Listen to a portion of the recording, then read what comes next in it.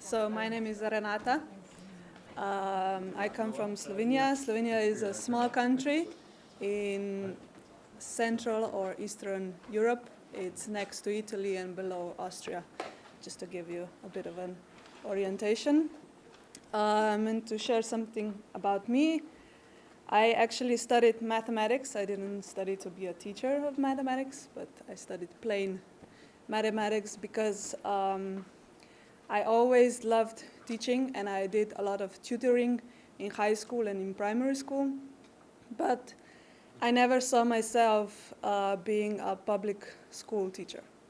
So that's why I studied regular mathematics as opposed to being a teacher.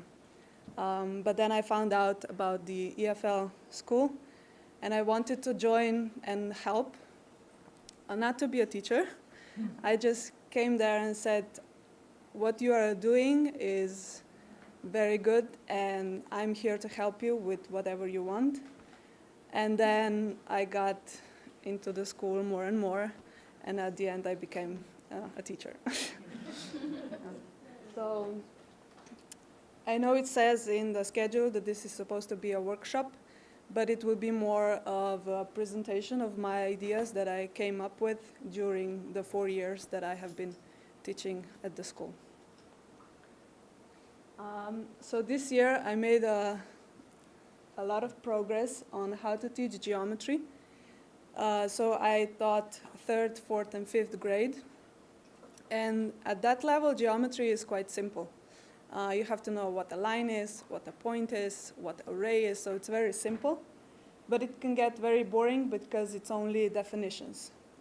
So I try to use different methods how to make children learn how to denote a line, for example, because a line you have to denote with small letters and you have to denote a point with capital letters.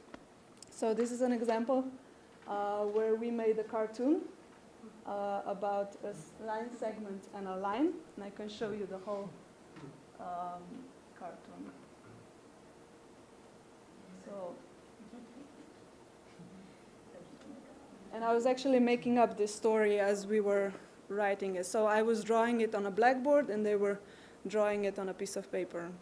So here we have a line segment saying, "Oh my God, P, you're so long." And they had to write this down and use the right notations. And then a line says, "I know, that's why I'm a good goalkeeper." This was a way of how to get the attention of a boy who really likes football. And then it goes on. You see we have a ray coming to the picture, and he says, "Hey, I'm infinite too." But the line says, "But you have a point."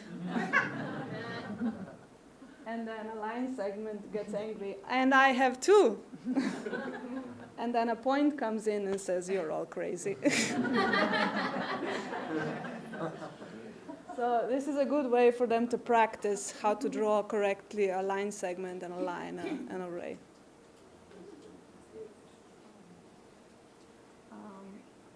Okay, so here are some other examples. This is a picture of a student who wrote lines and line segments. And I was telling them a story, and they had to write down what was happening in the story as I was telling it. So when I told them what we were going to do, a student who has very creative ideas, usually not focused on the subject that we are doing, he said, "Oh, a line and 7 line segments." And I said, "That's correct.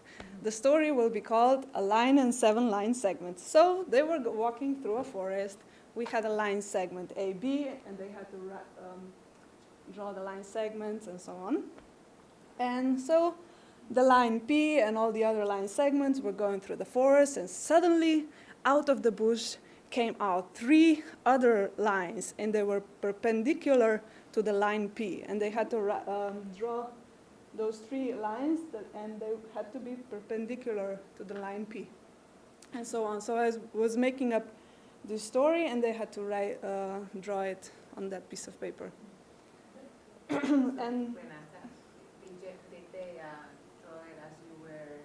Yes, as I was talking, because I was making up the story as I was getting along. Yeah. And this other example was an idea, because in 5th grade they have to know names for lines depending on where they, how many times they intersect a circle.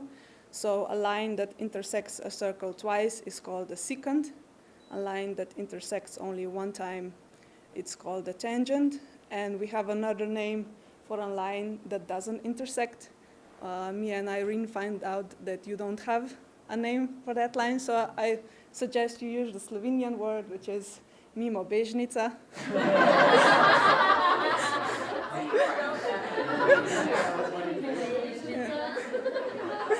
Yeah.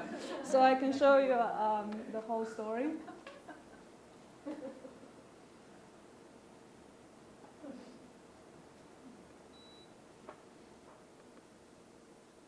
So this is a story about a friendship. So the circle says, this is me. Currently, I don't have any friends.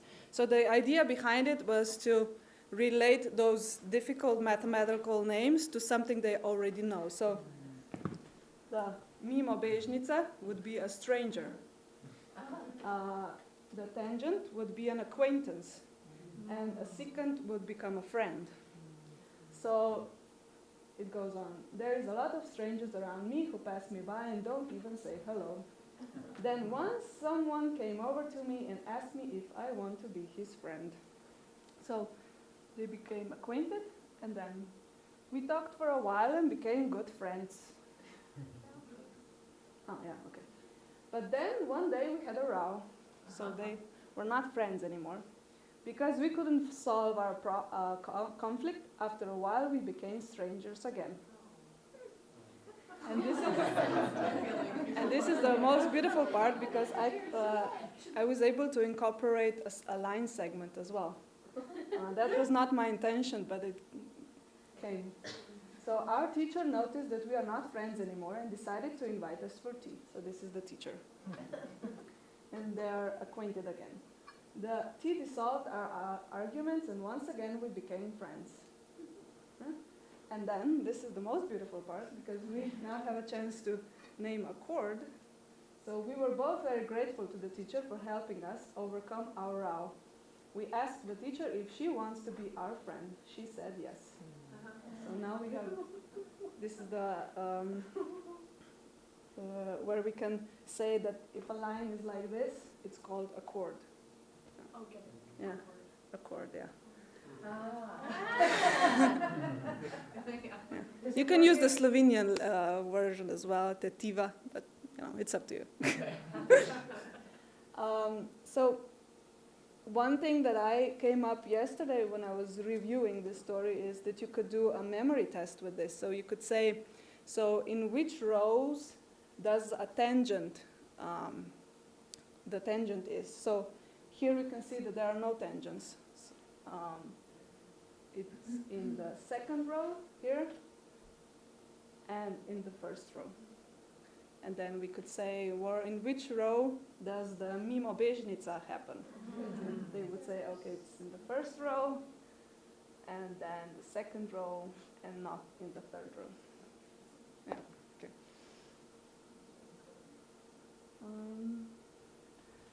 Then I used film as well, because in the 4th and the 5th grade they need to be able to use the geometric tools. So I don't know how this ruler is called. Does it have a name? It's a geometric set. Geometric set, yeah. Geometric The compass set. They Yeah. come in different, 10 pieces, Okay. 8 pieces. So we have this ruler. We use this ruler that's in the shape of a triangle and a compass. That's like. Protractor. So they kept avoiding using this ruler. So I had to come up with the idea how to make them use this ruler. So I decided that that each student will get a theme. For example, this one had to show how to draw perpendicular lines.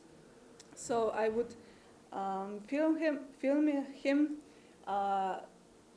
showing how to do this, and I can show you the movie.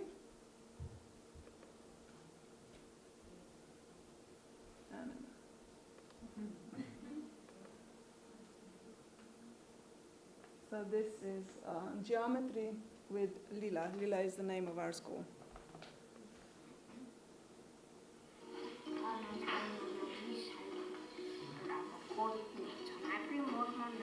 So he's telling about the process, how to do this.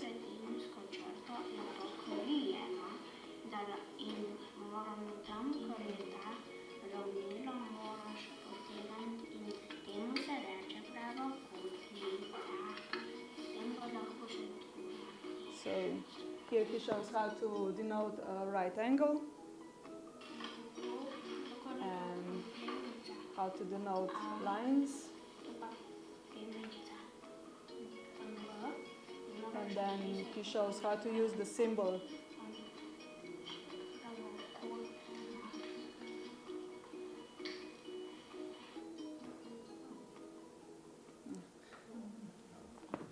You need a subtitle.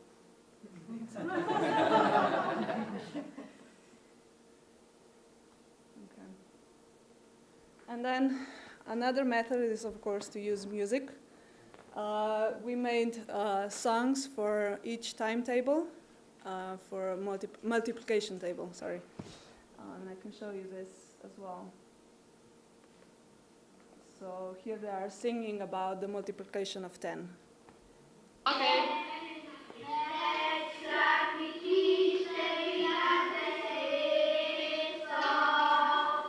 10, 20, 30, 40, 50, 60, 70, 80, 90. The last number is 100. Bravo. Še poklon?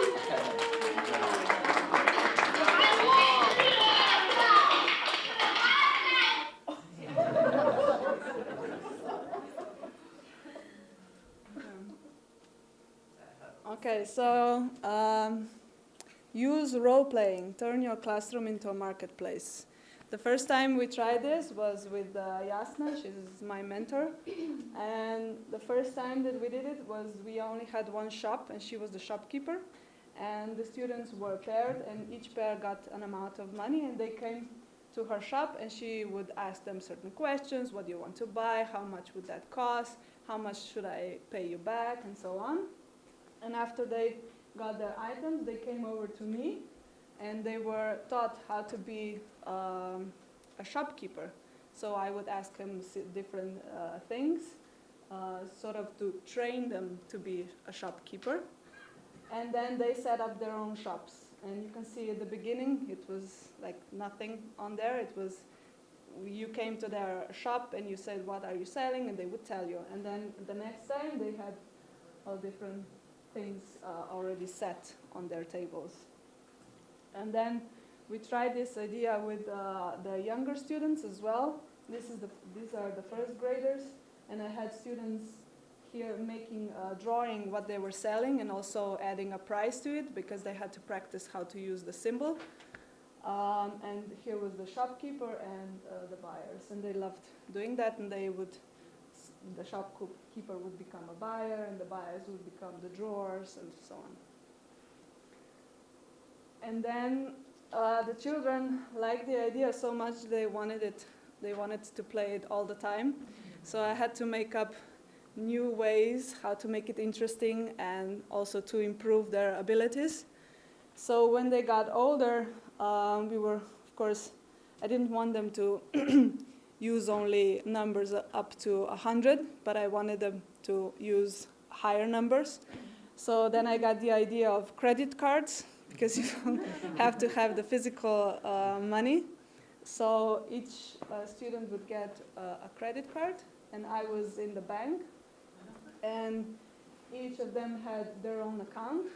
So when they would buy something, they would come over to me and said, okay, so I bought this thing for $15, and then they would have to calculate how much money is on their account.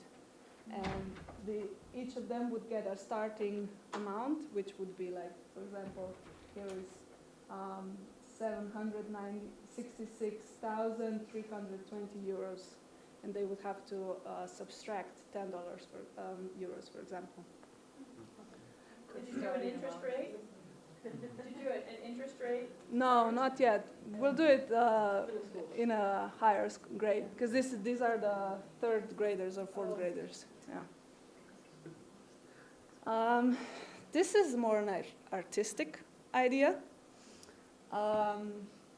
So if you have something like this, and if you connect this point, so the highest point to this one, who is the lowest, and then this one to the next, you get something like this. So it's a great practice for children to use a ruler, and also to be able to just orient on the paper, because it can get confusing over time. And this one is a bit harder. So you have a circle here, and you have points from 1 to 40. And then if you connect, for example, 1 with 10, and 2 with 11, and 3 with 20, and so on, you get a circle. So this is like this. And then if you connect 1 with 2, and 2 with 4, and 3 with 6, and 4 with 8, you get a cardioid. I don't know how to say it, but so it's a heart.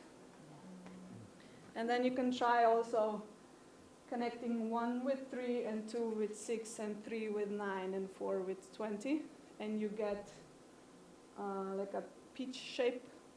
And then you can also try with higher numbers, so the multiplication of 4, and so on.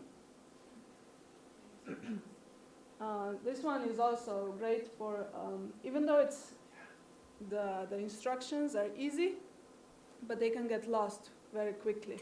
So it's a good practice for concentration. Okay, so these are 2 examples where I got frustrated with the students, and when I went through that frustration, I came up with some very good ideas. So this one on the right side was in 1st grade. A student came up to me and said, "Is 6 like this or like this?" And I said, "Oh no, we need to do something about it." And as soon as she asked me that, I got an idea that 6 can be drawn like a pregnant lady, and 9 can be drawn as a newborn baby. So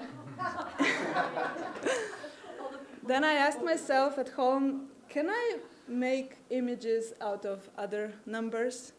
And then I made a story out of it, so I can tell you the story. So the story begins at the beginning, as numbers begin with 0.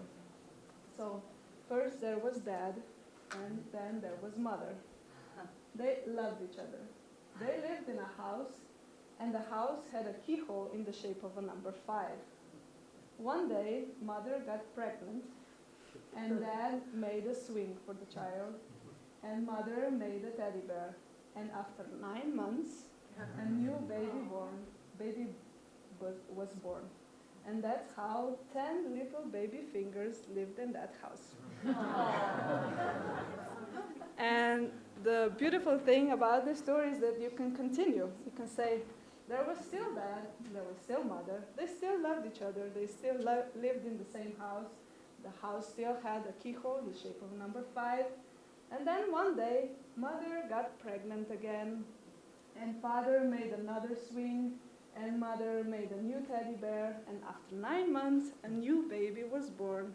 And that's how 20 little baby fingers lived in that house. And you can continue that, I don't know, to 1 million, I guess. Yeah. And this is the idea from last year, because I wanted the students to use the geometric tools. I had to come up with another idea, how to make them use the tools.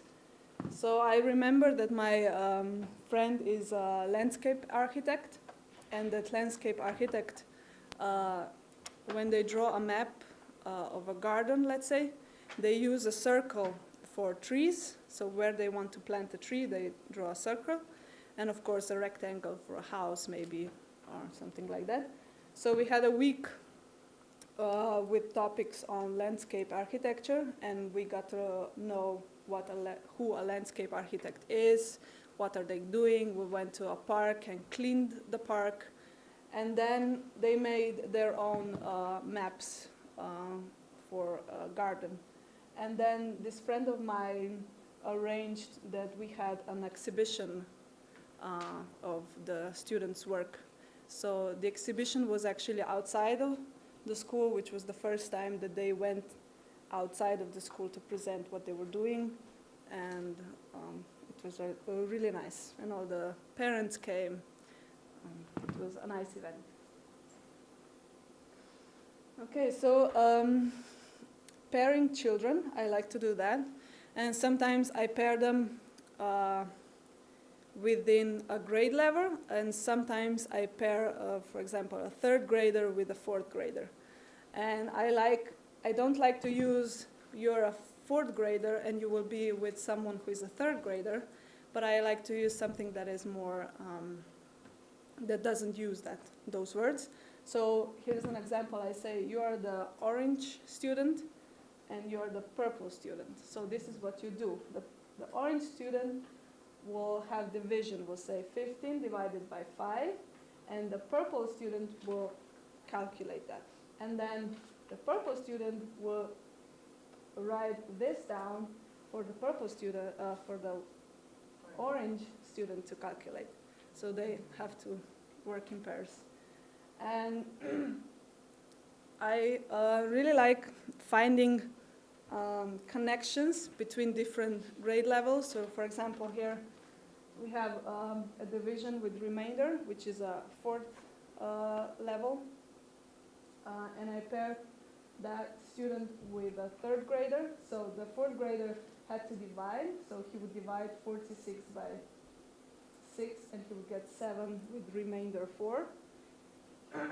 And that fourth grader would write down the, I don't know how you call this, like a test calculation. So 7 times 6 plus the remainder. And that would be the calculation for the third grader, because he had to practice how to do multiplication and calculations with multiplication and addition. And they did that together. So I really like playing with the idea of how to connect different grade levels and find connections. And then I also like to connect different topics, so to get 2 for the price of 1. So for example, here's I printed out word problems on colored papers and hid them around the classroom, and they had to find a word problem, solve it, and then put it on a grid. So here I draw a grid. And then after the lesson was over, I asked the students, so pick a word problem that you solved. And he would say, okay, so this one is mine. And then I would ask, so what's the field that so he would say, for example, C2, I think. So just to check if he knows how to do that. And this was an idea where I had folders with analog clocks, and each folder had problems that I needed to solve. And I had little pieces of paper with analog clock, so they would pick one piece of paper, see, oh, it's 15 past 4, and they would have to find the correct folder with the analog clock, because they need to know both. And when they found the folder, they would just pick a problem out and they would solve it. So this is a way how we prepare for the exams at the end of the school year, because they still need to do those exams. And here are some other examples. Here, this is an example from last year. This was in the beginning. They really like throwing dice. So I came up with the idea that they would pick a number, whichever, for example, I don't know, 42. And then they would throw a dice. And if they got 1, it would mean +1. If they got 2, it would mean -1. If they got 3, it would mean +10. 4 minus 10, 5 plus 100, 6 minus 100. And then they would do this, like a trail, and they could do that for a half an hour and just calculate. And then you can switch it up. You could say 1 means plus 2, 2 means minus 2, or you could do 5 means plus 10,000, 6 is minus 10,000, so on. You can do different levels. This is a game where they had to use their short memory, so they would work in pairs. This one on this side would be writing down numbers, for example, 552. And the other student had to round that number to, for example, to tens, and then would have to walk over here and then write the rounded number down, and then go back down, get another number, and the same thing. And I had 3 groups, so I could give each group a different level. So, for example, one group was was rounding up to tens, one was rounding up to 100, and so on. This one is an idea. It's a really good brainstorming technique that I use, is to get a game that the children already know. For example, Guess Who? Do you know that game? So they were playing Guess Who. Instead of faces, they would get numbers. So, for example, each of them would pick a number, and then she would ask her, does your number have less than 5 tens? And the girl would say yes or no. And then she would have to, so for example, if she said yes, that would mean that the tens are 0, 1, 2, 4, or 5. So then we started talking about what it means less and equal. If you say just less than 5, that means only 0, 1, 2, 3, or 4. But if you say less or equal to 5, then you have 5 as an option as well. Okay.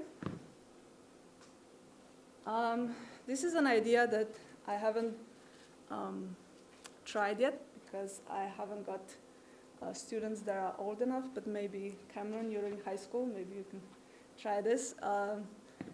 This is how to draw mandalas using geometric formulas. So when you construct a mandala, if you want it to be correct, you need to use certain geometric formulas that they need to learn, at least in Slovenia, when they get, I don't know, 7, 8, 9 grade, or at least in high school, they need to learn all the formulas. So it's a great way to practice those formulas, and also for the children to self-express, to draw a mandala that they want. So these are 2 examples that I draw. So I just wanted to tell you how I come up with new ideas. So the first thing that you want to do is forget the way you were taught math. And then one thing I do is I search for a connection to something that they already know, like the example with the lines and the circle. So the mimo bežnica was a stranger, a tangent was a friend, acquaintance, and a secant was a friend. And then open up to new ideas. Sometimes when I try to find a way to present something, I get stuck in my mind in the same ideas that are not good. And then I just have to erase everything I have in my mind, just say, okay, let's do this. What can I do? And that's how I got the idea of the Guess Who game with numbers. And then that brainstorming technique to try connect 2 topics that are not necessarily connected, like word problems and grids. Okay, so now it's time for you.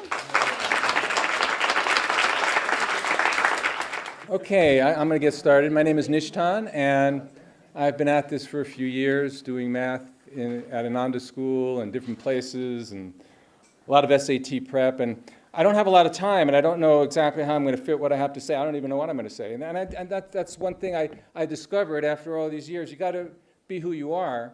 And, you know, I've been teaching for a long time, and at one point I thought, you know, what I really need to do is prepare, you know, because I'm never really prepared, and I never know exactly what I'm going to say. And so I made a real effort once. I don't remember how many years ago this was. I made an effort once to prepare. You know, watch these teachers, and I think, wow, look at them. Their lessons are tight. They know what they're going to say. They got a beginning and an end. It's great. I got to do something like that. So I tried it, and it didn't work. I didn't like it. I felt like I prepared, and I felt like it wasn't inspiring to me. I'd already said it. Why do I want to say it again? Of course, they didn't hear it, but I had heard it. So anyway, that was my one attempt at preparing. And amazing how you can get through life and you don't have to do something. I remember I taught for 1 year in a public school. Most of the time I did a lot of substitute teaching, which was really more my style because I could go in there, I could do my act, they'd never seen me before, we had fun, and then I was gone, you know, and they'd never see me again. And so but then when I had my class and I had to do it every day, I ran out of material. I was just, I tried everything, and it was just really hard. So that wasn't really my thing. And so I stuck with giving seminars and doing substituting and going into classes and things like that. And so I've worked with students of all ages. I've concentrated on high school for the last several years, but I still go into the elementary school sometimes. Recently, I went up to Portland and Seattle and did a little class there, and that was a lot of fun, and I've always enjoyed going into the lower grades. And a couple of years ago, I came up, because I'm always looking for activities. I have all these books here, which I like to share with people. You can look through them at the break. I can explain them to you. A lot of them are self-explanatory, but they're all really good for problem solving, logic, puzzles, really good stuff. And most of them go from elementary, second, third grade, all the way up because they have multi-level.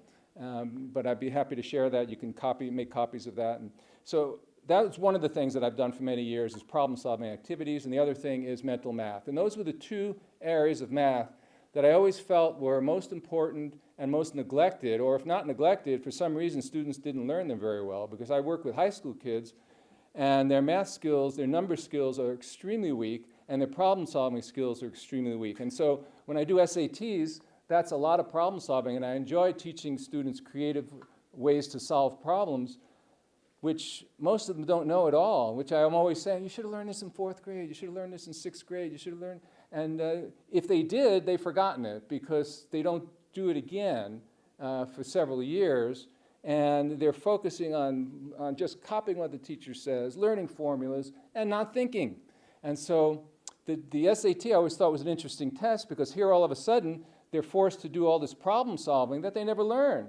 And so I would go in and teach them, and you know, some of the kids would pick it up quickly, some of the kids would not pick it up quickly, but it was all good thinking skills. And so that's one of the things I've done a lot of. But the other thing is mental math, and I really have fun with that. The students have fun with that. Some students have fun with that. I think most students have fun with it. But some students, of course, are better than others. But the one thing I like to do is vary the activities as much as possible, because whenever even little slight variations in the activity, you find one student is better at one. I've had specialists in fractions, specialists in subtraction. You don't know why they're specialists in these things, but they just pick it up. This one girl was able to do fraction multiplication with double reducing, cross-canceling in her head, and I go, wow, I don't know how she did it. I still don't know how she did it, because I still can't do it. But she just like that, was able to come out with it. So we find these talents we have, and we find these abilities that our minds have by doing all these different activities. So one of the ones that I came up with recently is something that works in 2nd grade and 3rd grade and 5th grade and 10th grade. It's a real fun one. And you don't have to know any math, so it's non-threatening, and you never know who's going to be good at it. And all it requires is visualization. And that's a real key to mental math. I used to think sometimes that I was cheating because I wasn't really doing mental math. I was looking at it. I was seeing it. I figured that makes it too easy. It's not even mental math. But that's, of course, the main part of it is visualization. And it's surprising to me when I went into a classroom at Ananda, it was an elementary school classroom, and I said, well, can you see the number 5? Can you see the number 3? And some students said they couldn't. And I said, well, can you see a tree? Can you see a river? And they said they couldn't. And I was really surprised by that, because like I said, I haven't worked a lot with younger kids, but I thought they could all visualize, they'll have great imaginations, but I'm not sure if they maybe didn't know exactly what it meant, because I'm sure they could see it. But anyway, that's a real requirement, and that's a real, something that's really developed through mental math, is that visualization skill. So the activity I came up with, very simple, maybe some of you have done it, I don't know, I've never done it, I'd never heard of it. I call it the parrot. I've got names for my various activities. And the parrot is so named because all you do is repeat what I say. I just say a number and you say the number. If I say 25, you say 25. It's pretty simple. But when the numbers get bigger, it doesn't become quite as easy. So, and they learn place value, and they learn something from it, but mostly they learn visualization, concentration, focus, using your eyes, using your ears, and just coming up with the answer. So, and it's also, it's competitive because we see who can get the number that's the biggest, but it's also cooperative because the kids, they want to help each other, especially at the Nanda School, the Living Wisdom program. They want to help each other. They kind of cheer each other on. And I encourage them to, when somebody else it's their turn, for each person to try and do it themselves, because then they're helping themselves. But they're also helping the person whose turn it is, because when you're focused and concentrated, that person feels it, and they are helped by that. So, for example, we can do a little exercise here. I'm sure we have plenty of volunteers who want to go first and do that. So we'll start with 5-digit numbers, which are very, very simple. I find the younger children can all do this. I just say a number and you say it. Okay, Irene. 523,698. 523,698. See, pretty simple. But then when it goes up to 7 digits, it becomes a lot more difficult. Who wants to take a stab at it? Okay, good. Premi. 3,698,154. 3,698,154. Very good. All right. And then 8 digits. That's when I need a scribe because I start losing it. But we had one young boy, a couple months ago at the Nanda School. One young boy, he did 8 digits fairly easily, and everybody was amazed. So here we go. Who wants to try 8 digits? What are those math people? What's that? What are those math people? One of the math people. Okay. All right. All right, here we go. Yeah, I got to focus, and I got to focus because and somebody might want to write it down because there might be a conflict there, and then it gets into arguments, and before you know it, there's a big fight. 23,165,254. 23,165,024. Oh, 254, real close. So you can see it gets kind of challenging, but it is fun, and you go around the room, and everybody has a turn. And I like to start with that because it gets people kind of warmed up, and they're not afraid. And then, of course, we get into other things. And I just want to do a couple of the activities I do. Of course, the crowd pleaser is the strings and the bouncing ball, but we'll save that for a little bit later. But the bread and butter one is just adding numbers together, like 27 and 36. That's not hard. But the kids I work with, all these high school kids going to Stanford and going wherever they're going, they can't add numbers. If I give them a problem like that, here's the first thing students do. Give them a problem like that. Eventually they'll get it, but it's kind of slow. So like 27 and 36. So what they do is they go 27 and 36. What I say is no, don't say it, okay? Don't repeat it, just do it. 27, and then you learn techniques, and of course when you learn the techniques, things go pretty quickly, but math, adding these big numbers together, it's all little numbers. There's only 10 digits, it's just place value after that. So if you have a 27 and 36, all the numbers I'm giving them are carrying situations. So all you're doing is adding the 20 and the 30 is 50. So the slow way of doing it, like 20 and 30 is 50, add one more is 60, and then the 6 and the 7, get the ending is 3, 63. And so I break up the class and I go, okay, first one half of the class is going to do the tens digits, and that's all you have to focus on. So if it's 27, 36, 2, 3, and 1, 6, you could do that. So 60, and while they're doing that, the other group is doing the 3, 63, and then we switch it, 60, and then you put it together. You see, it's all a lot of little things combined. So you learn the little things, and then you put them together, and it goes faster and faster and faster. So first you're going 2 and 3 and 1, and then you're going 2, 3 and 1, and then you're going, and then it all comes out.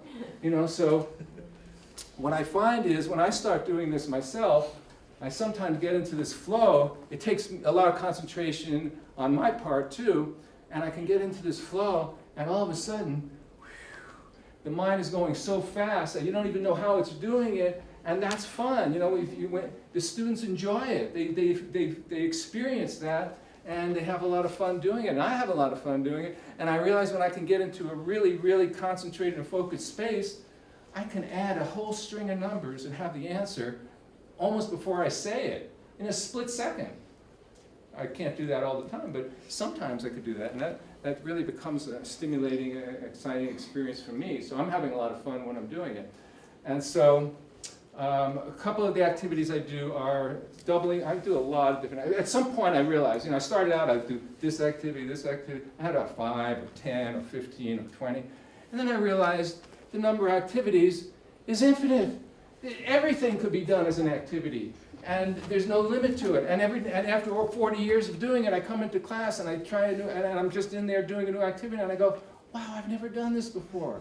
I've been doing this 40 years. I've been doing hundreds of different things, but there's no limit to what you can do, and you can have fun with it. And you can make up your own patterns and have them find patterns. And so, a couple of the patterns we find. One of the activities that I really enjoy is, I enjoy them all, doubling, doubling numbers. You start out, you go around the room, you start out with the number 3, and everybody takes a turn, 3, 6, 12, 24, 48, 96, and then you start having trouble, right? 96, 192. But there's ways to do the big numbers that's very simple, because it's just one. I had this one student, she could do them really fast, one number at a time, 192.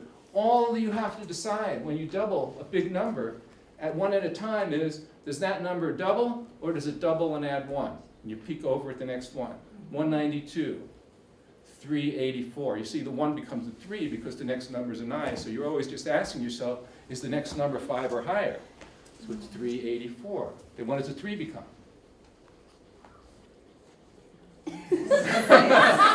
It's got to be a 6 or a 7. That's the only choice you have. What does a 3 become? A 7. And then the 8 becomes a 6. It's the ending. 768. And then what does a 7 become? You only got 2 choices, a 14 or a 15. 768. 15. The 6 can become a 2 or a 3. That's all. You got 2 choices. You just pick one. 736, right? Or I don't even know what the numbers were anymore. But anyway, when you boil it down, you got 2 choices. That's all. That's cool. And you decide which one it is, and out pops the number, and everybody's happy. That's doubling. And then there's halving. Now halving is harder, because you're dealing with fractions. Nobody really likes that. But I've had students who love fractions. They come up to me in the street and say, can we do fractions? It's true. It's true. They love it. So, okay, so you start with a number like, let's say 50. You go 25 and 12 and a half. So, that's not a good number. All even. Okay. I don't know. Pick another number. Okay, good. 96. 48, 24, 12. Oh, they're all even again. Oh my gosh, this isn't working. 110. That's a good one. 55. 27 and a half. Now, 27 and a half is not easy, is it, to take half of? But we learn techniques, we learn patterns. So the 27, it becomes a 13, right? Because the 14 is too high. So it becomes a 13. And then what do we do with the 1/2? Well, here's the pattern. You add the 1 and the 2 together, make a 3, double the 2, you got 3/4. Oh my gosh, it works every time. It's amazing. It's amazing. So they quickly do that, and they do the doubling, and they do the halving. And then we have multiplication shortcuts, which is always fun. Kids love shortcuts. I used to have that with me when I would do my substitute teaching, and that was one of my little routines. I do the multiplication shortcut, and they go, wow, we never learned that. So that's all cool stuff. And so like the 11's trick, you learn tricks for multiplication. Did everybody know the 11's trick? Yeah. No. 34 times 11. You add the 3 and the 4 together, put it in the middle. 374. Oh. 52 times 11. 572. You see? And it becomes more and more interesting when the numbers get bigger. How about 122 times 11? That's when we talk about making a number sandwich. We make a number sandwich. 122. The ends of that sandwich, the ends of that number are the bread that stays. It's the middle part that changes. So 122 times 11. And this is where you got to start focusing. You got to remember these numbers. 122, you gotta remember, everybody remembers the 1 and the 2? Now in the middle, you have to add them together. So the 1 and 2 is a 3, the 2 and 2 is a 4. So you have 1, 3, 4, 2. Oh. And you see, and it could get longer and longer. And you expand these things, you see, because it's all simple, adding tiny little numbers together, but then you just do more and more. And kids can do this at a young age, because like I said, it's mostly just focusing and visualizing and hearing. Like I used to have trouble with adding 3-digit numbers together, like 322 plus 421. That used to be a hard exercise for me. And I realized that what I ended up doing was keeping the last 2 digits in my ear and seeing the rest of them. Because really what you're learning here is to open your mind, relax. The same things we learn in picking up a lot of skills. Sounds familiar. Relax. Concentrate. As soon as you start tensing and focusing on one part of it, you lose the rest of it. So you've got to be open to the whole thing. So when you're doing that, like 321, 432, 753. The 1 and the 2 stayed in my ear. I let them go. But somehow, that may not be the way you do it. You know, people have different abilities. People have different memories. People have different visualization abilities. Now, I used to do this memory exercise where I taught students the first 100 digits of pi. I have a terrible memory. But Dr. Art, by the way, Dr. Art is Arthur, if you want to write this down, Arthur Benjamin is an incredible mathematician, he calls himself, and he's incredible mental math. He has all these YouTube videos. He's gone all over the world doing shows on mental math. I saw him lead a teachers conference in Redding, California years ago, and he does incredible things. Really, really talented, an incredible mathematician. He was the head of the math department at Harvey-Mudd College. I don't know if he still is, but he's just remarkable. But he taught me these sentences to learn the first 100 digits of pi. And I think I still remember them. Well, I put them out today to brush up on them. My turtle poncho, will my love pick up my new mover Ginger? My movie monkey plays in a favorite bucket. Ship my puppy Michael to Sullivan's back rubber. A really open music video, Cheers Jenny F. Jones. And my favorite, of course, have a baby fish knife so Marvin will marinate the goose chip. What do these things mean? They don't mean anything. But they're a sentence, and from that sentence, you can translate them into the first 100 digits of pi. And so I thought that was really cool. I haven't had many students pick up the ball, but I did have 2 students, Shanti and Peony, okay? They blew me away, okay? They didn't want to do this, but they liked the challenge of memorizing the first 100 digits of pi. So they memorized those digits, those random digits. I don't know how they did it. They came up with a rhythm, they came up with 100 random numbers in a row they memorized. Wow. It is 3.1416, right? Right. Those are the beginning.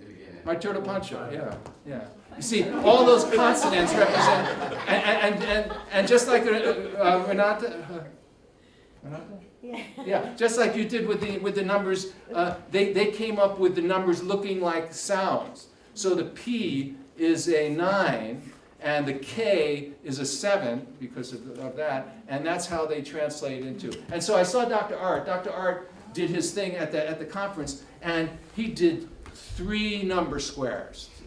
And this is hard stuff. I mean, after his conference, I stayed up at night doing this, 3 number squares. And so if you have like 237 times 452, oh no, what am I doing? Squares, 452 squared. Okay, makes it a little bit easier. But you got to multiply the hundreds times the hundreds, then the hundreds times the 10, the hundreds times the 10, add them together. So you got the 10,000, then you got the thousands, then you got the hundreds times the 1, the hundreds times the 1, 10 times 10, then you got the hundreds, then you got 10 times the 1, 10, and then you got the tens, and then you got the 1, and then you got to add it all together, and you got to do it mentally, and it's incredible. But Dr. Art didn't stop there. He didn't stop at the 3-digit squares. No, he went on to the 4-digit squares. And he didn't stop there. He closed the show with the 5-digit square. Now, Dr. Art, come on, a 5-digit square. He didn't do that quickly, but it was incredible. It brought down a house, I'm telling you. He was yelling out words. You heard him. He was thinking up there. He was going, rocket ship, and he's yelling out words. You know, what the heck is he doing? And then he described later that he's turning all these numbers into words so he can remember them. So all those intermediate steps of all these numbers, he's turning them into words. And he was he was pretty astounding. And you know, the easier things he did like that, easier calculations, he was racing the calculators up there. But anyway, it was all exciting. And when I gave a presentation at Asilomar for a math conference in Northern California, and I went up to a friend and said, he was a teacher in town, I said, you know, I got this presentation. He goes, what do I do? I don't know what teachers want. And he said, well, give them worksheets. They really like worksheets. And I think, I don't know if I really want to give them worksheets.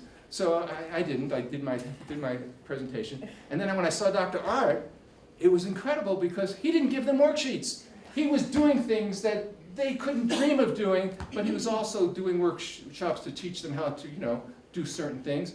And they loved it. They loved it because they were inspired by it, and that's what they were really after more than the worksheets. So yeah, that was really interesting. So anyway, I just want to do one more exercise, okay? One more. And this is, I have a whole bunch of them. I have these sheets with all these exercises on them. At one point I created these sheets and I thought, well, these sheets are great. I'm going to use these sheets. And I never used them because I just like doing the orally and mentally. But they're available for you if you want to give the kids the sheets. They're all different exercises for different levels of addition and multiplication. But one of the ones I enjoy lately has been making numbers. It turns out to be kind of a subtraction or addition exercise. And like 100 is a good number to make, okay? So if you say 61, like a lot of kids are going to say 49. You know, they're going to get it wrong. That's a typical mistake. So they start learning it's 39. But then I realized, okay, like 61 and 39, 100, you know? Okay. So when we add mentally, we do everything, by the way, left to right, not right to left. They got to, you know, you want to add the way you say it. You don't want to do it the way you do it on paper. And of course, people are going to say, but I'm used to doing it on paper. It's easier that way. Well, guess what? It's not easier that way. You're just used to it. And you learn the correct way of doing things, and eventually it goes much faster. But at first it may not, right? At first it may be a little harder because it's new. But anyway, let's say you have the number 6. Then you know, for students who are a little bit stronger in math, I'll do the same exercise, but instead of 61, I'll go 61.2, or 61.23, or 61.2385. And then that sounds hard, doesn't it? But it's not, because what it turns out to be is you just make 9.9999910. The last number. It's fun to see what happens when you get the 10 at the end. It flips over to another 9. That becomes a 0. And the next one becomes 0. And the next one becomes 0. And they all become 0 until you get a 1 at the end, and there's 100. So all you have to do is make 9s. So then it just becomes, I mean, who has trouble making 9s? 3 and 6, 4 and 5, 6 and 2. Yeah, of course, 6 and 2, yeah. No one has trouble making 9s, right? 8 and 1, 5 and 1, 2 and 7, you know, 3 and 3. It's all 9. So you say a big number. That reminds me of a routine I used to do when I substituted in a junior high school class. I used to purposely, you know, the first thing they would do is make fun of you when you got everyone's name wrong on the roll call, because some names are very challenging to say. So what I came up with, I just made fun of everybody's name, you know? And then they all laughed. And they didn't laugh at me, they were just laughing, and we were all having fun. So anyway. So you have a number 63.125. Turn everything into 9. See, then you just have to remember the numbers, right? Because everybody can make 9s. 63.215. 36.215. 7, 8, 2, 0. 5. The last number's got to be a 10. Everything else is a 9. So you see, it's just 9, 9, 9 all the way. So you learn these techniques and everything becomes easy. It's demystified. It's like learning the magic tricks. It's maybe not as fun anymore because it's not magic, but it's easy. Okay, so I think we could stop there. And anybody who wants to look at these materials, they're welcome to, like I said, borrow them, copy them. There are a lot of good stuff there. Ken puzzles, if you've never heard of those. Those are Sudoku puzzles with math in it. Very entertaining. Logic problems, mind benders. The kids love the mind benders. Figural mind benders, which is kind of like Mastermind, if you ever played Mastermind. Yeah, it's that same kind of deductive reasoning. And, you know, a lot of these things are deductive reasoning. And I've been blown away by students who can do deductive reasoning. When, I mean, very early on in teaching at Ananda, I was working, and there was this, in this classroom, and there was this one girl who I was sure did not have a logical bone in her body. She didn't seem to grasp anything about math. So I gave the mind benders to the class, and this girl was the best by far. You never know. And I've had other students who, you know, the more varied activities you have, you'll find different ones take to different ones, and they really get turned on by it, and they want to do it. And so there are, you know, enrichment activities you can do during class, or you give them to take home with them. But there's a lot of good activities there. Okay, thank you.